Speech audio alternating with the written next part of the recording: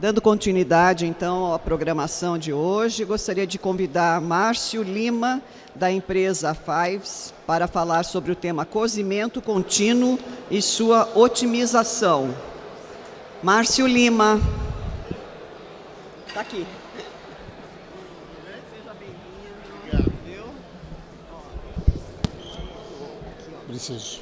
Aqui para frente, para trás e o laser. Tá bom, obrigado. Boa tarde a todos.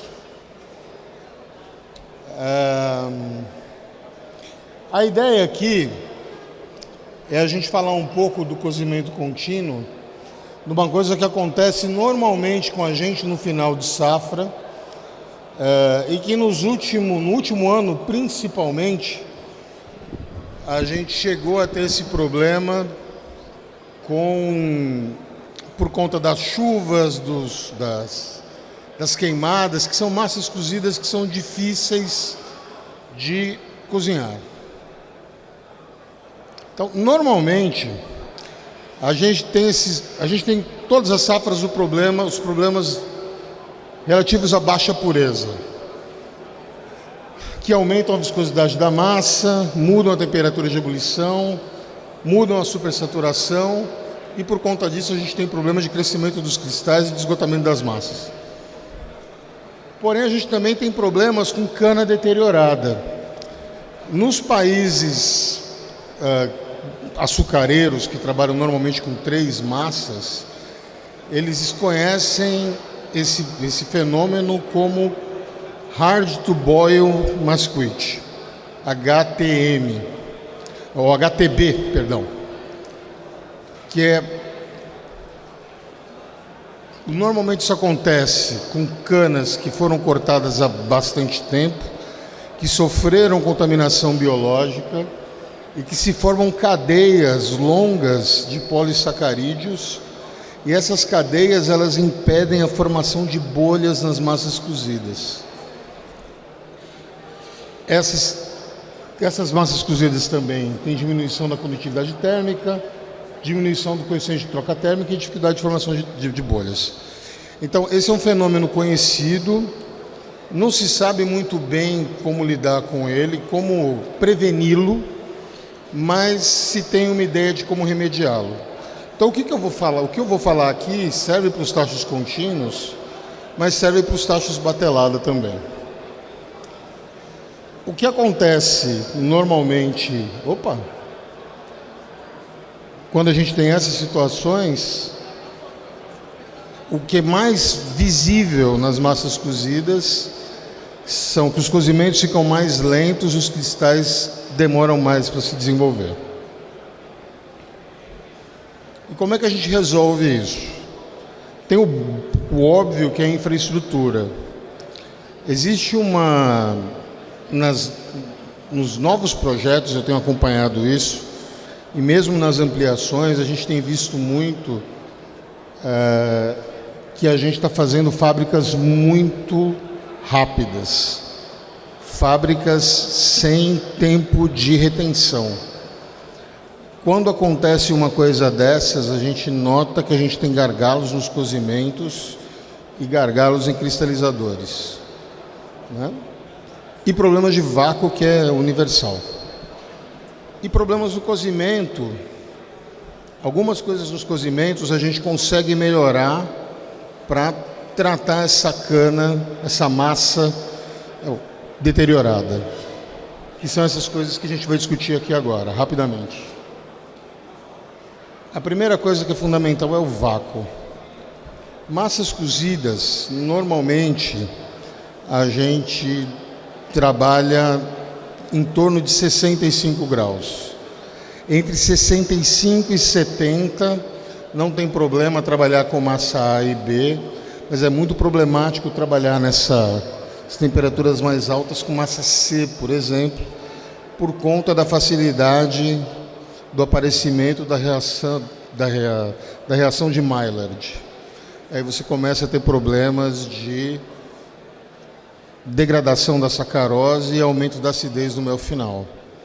Mas o ponto principal quando a gente tem essa massa cozida que está ruim para se desenvolver, para desenvolver os cristais, a primeira coisa que a gente vê é a temperatura. Nas assistências técnicas que eu fiz esse ano, eu tive pelo menos 3 casos em que os clientes reclamavam: Márcio, os cristais não desenvolvem, e o problema era a temperatura baixa da massa cozida. Só para vocês entenderem o mecanismo, a cada 5 graus a menos de temperatura, você dobra a viscosidade da massa cozida.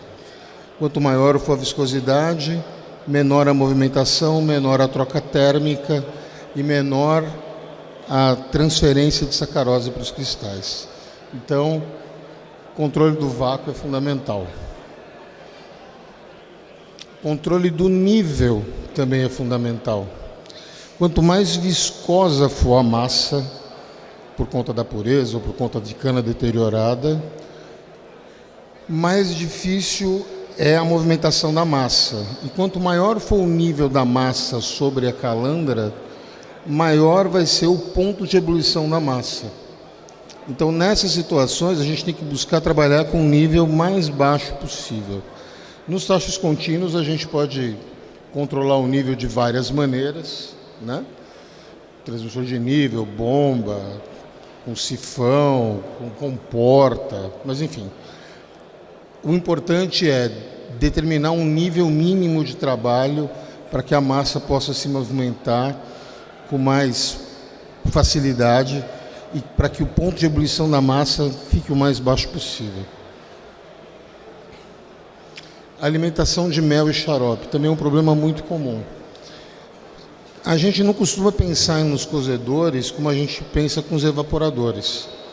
Nos evaporadores, a gente sempre coloca o xarope com uma temperatura que ela está acima da temperatura de ebulição daquele xarope. Nos tachos, a gente também deveria fazer isso. A temperatura, principalmente nesses casos em que a massa é ruim, a gente deveria entrar com a temperatura acima da temperatura de ebulição da massa. Por quê? Porque quando essa massa entra no equipamento, ela faz um flash, ajuda a formar bolhas e ajuda na movimentação da massa. Quando você coloca o mel muito frio, ele derruba a ebulição e a massa dorme, né? Então, por isso é fundamental a gente ter controle de temperatura na diluição do mel. A curva de Brix também é importante. A curva de Brix a gente muda, independente do modelo do tacho que a gente tenha, contínuo. A gente ou tem 7 points para cada compartimento, ou a gente determina ali um percentual de mel em cada compartimento.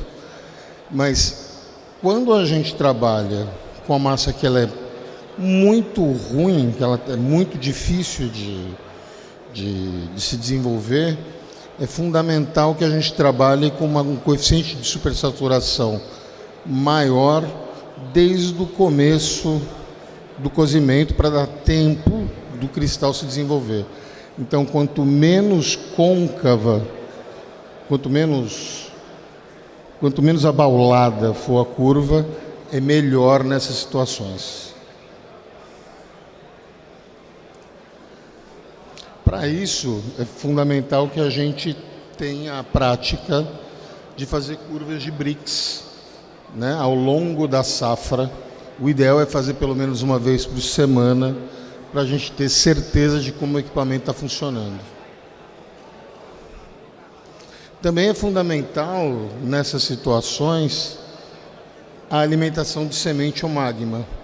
A qualidade, a quantidade e o tamanho dos cristais que colocam no começo do cozimento são fundamentais para eu ter, ao final, cristais do tamanho que eu desejo.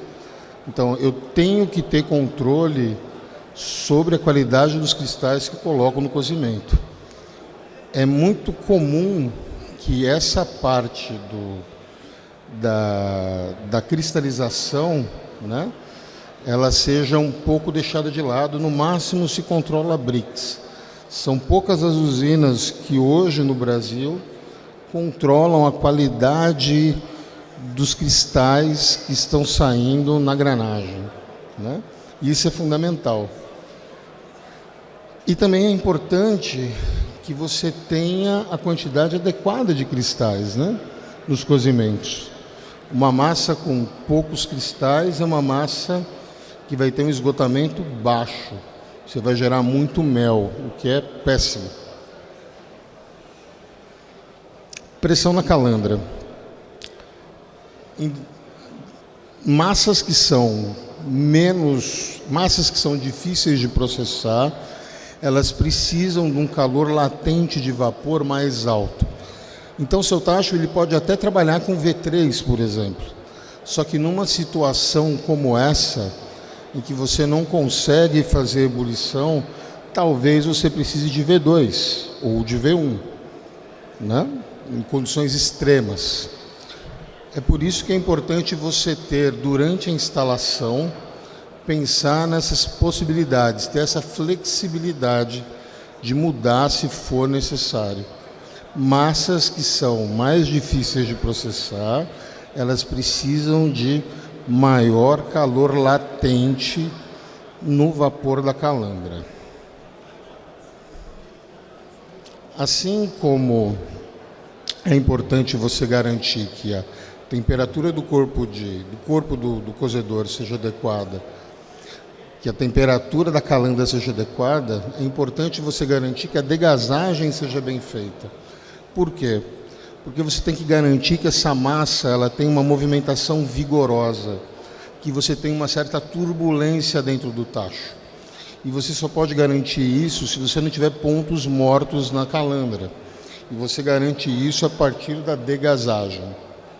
Então a degasagem ela pode ser feita jogando esses gases que não foram condensados para a atmosfera ou para dentro do corpo, não importa. Mas o importante é que isso tem que ser feito de maneira adequada.